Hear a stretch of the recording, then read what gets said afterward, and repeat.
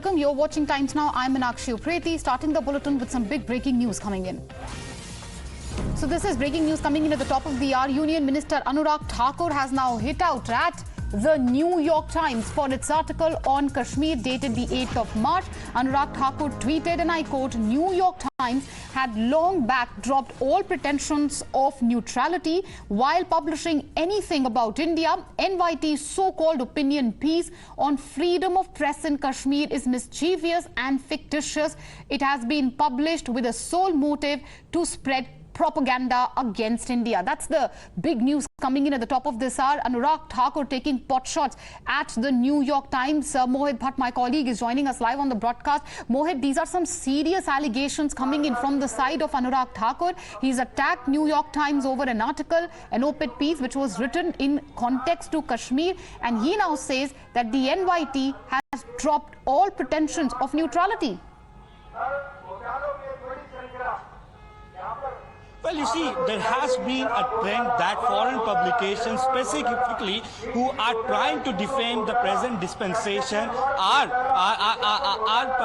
publishing various articles, various stories, which in a way is demeaning to the democracy of the country. And in turn, we see that how Anurag Thakur has hit out at New York Times. In a series of tweets, he basically says that it's a false propaganda by New York Times, just like the BBC. And he also goes on to say, I'll just like to read it from the tweets that have come in from Information and Broadcasting Minister Anurag Thakur, where he says that New York Times had long back dropped all pretensions of neutrality while publishing anything about India. So he also goes on to talk about the earlier articles from New York Times, where the New York Times have tried to defame the present dispensation and the country. We know that how New York Times came out with various articles during the abrogation of Article 370 and how exactly the freedom of press has been suppressed, how people are facing problems, but that is not the case. And we also know for a fact that how he also goes on to say New York Times so-called opinion piece on freedom of press in Kashmir is mischievous and fictitious, published with sole motive to spread a propaganda against India. So the Union Minister for Information and Broadcasting clearly says that it's a propaganda to tarnish the image of India. And we have seen from past many years, there has been a trend from various foreign publications that they're trying to publish certain news which in a way attacks the democratic system of our country. And that's a trend which Anurag Thakur is now flagging. It's a very strong statement wherein he has called this opinion piece which has been published by the New York Times. He's called this article mischievous and fictitious. My colleague Aditi is also joining us. Aditi, take us through the attacks which Anurag Thakur has now unleashed on the NYT. Meenakshi, time and again, Western media has been trying to create a certain narrative against India, and that's where India has a problem. And right now, Union Minister Anurag Thakur has taken on the Western media. Now, Union Minister in a series of tweets has stated that New York Times had long back dropped all pretensions of neutrality while publishing anything about India. New York Times' so-called opinion piece on freedom of press in Kashmir is mischievous and fictitious, published with a sole motive to spread a propaganda about India. Moreover, he says that this is in continuation with what New York Times and a few other link-minded foreign media have been spreading lies about India and our democratically elected Prime Minister, Shri Narendra Modi ji. Such lies can't last long. Some foreign media nourishing a grudge against India and our Prime Minister Narendra Modi have long been systematically trying to peddle lies about our democracy and pluralistic society. Freedom of press in India is as sacrosanct as other fundamental rights. Democracy in India and we the people are very matured, and we don't need to learn the grammar of democracy from such agenda-driven, blatant lies spread by New York Times about freedom of press in Kashmir is condemnable. Indians will not allow such mindset to run their decisive agenda on Indian soil. So in a series of tweets, a scathing attack has been taken by the Union Minister against New York Times, which has once again given a platform for a false narrative against Kashmir. Well, absolutely. And this is once again the agenda of Western media being smashed by the government. Thank you, Aditi.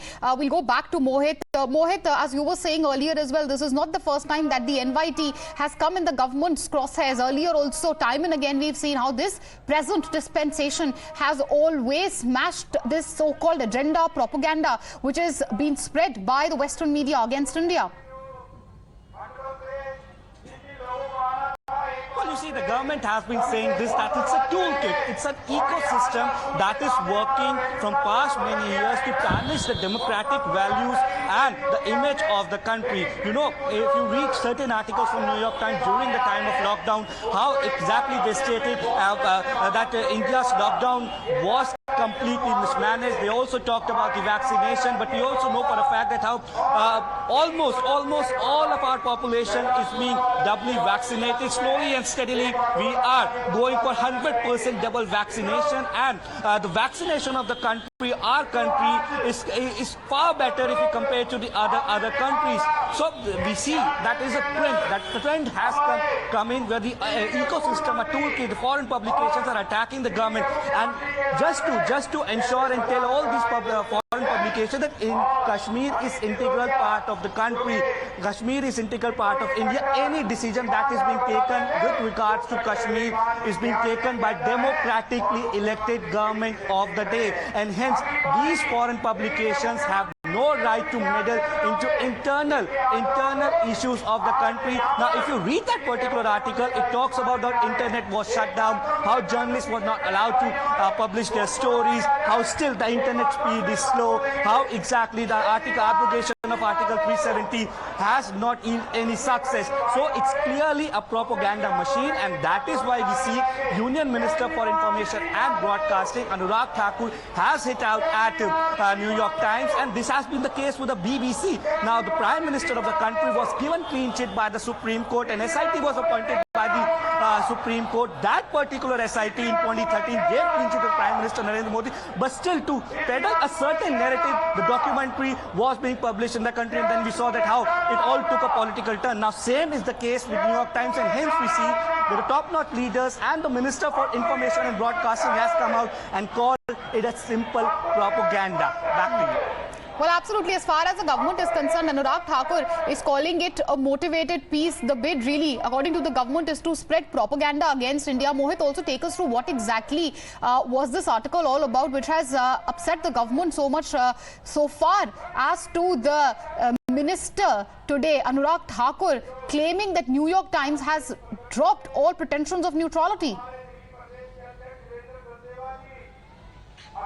Well, you see, this particular article was about the press freedom in Kashmir, and specifically about the post era of the abrogation of Article 370. This article talks about that how abruptly a so-called abrupt decision was being taken to abrogate Article 370, and how exactly the free press is not being allowed to report from Kashmir, how exactly the situation has not changed from Kashmir, how the internet services were shut down, and now also the internet services so once again propaganda, just like we had seen at the time of the abrogation of 370. That's the charge coming from the side of the government. We also have our Rajagopalan, who's joined us on the phone line. Morning, sir. Thank you for joining us here on Times Now.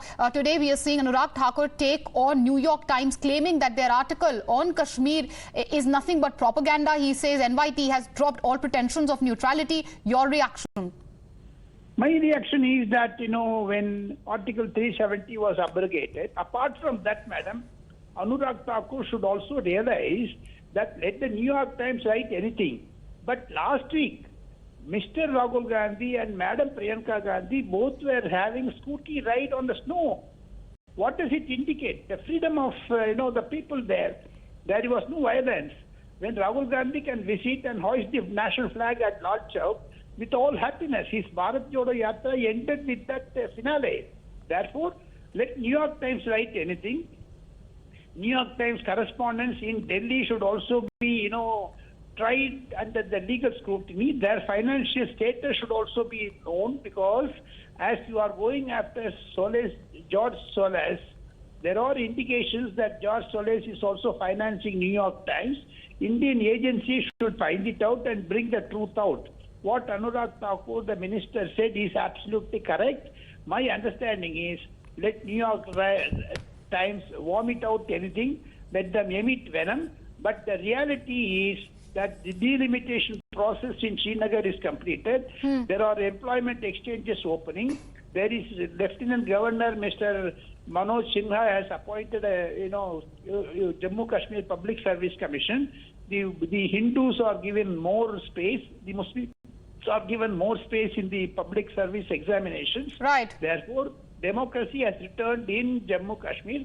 Let New York Times blabber anything. So you're trying to say, sir, that as far as Kashmir is concerned, that's on the path of development, but it is foreign media, some sort of agenda which is being played out, which is not really focusing on the path of Vikas, which the state of Jammu and Kashmir, rather the UT of Jammu and Kashmir is on, and continues to be fixated and writes these articles against India?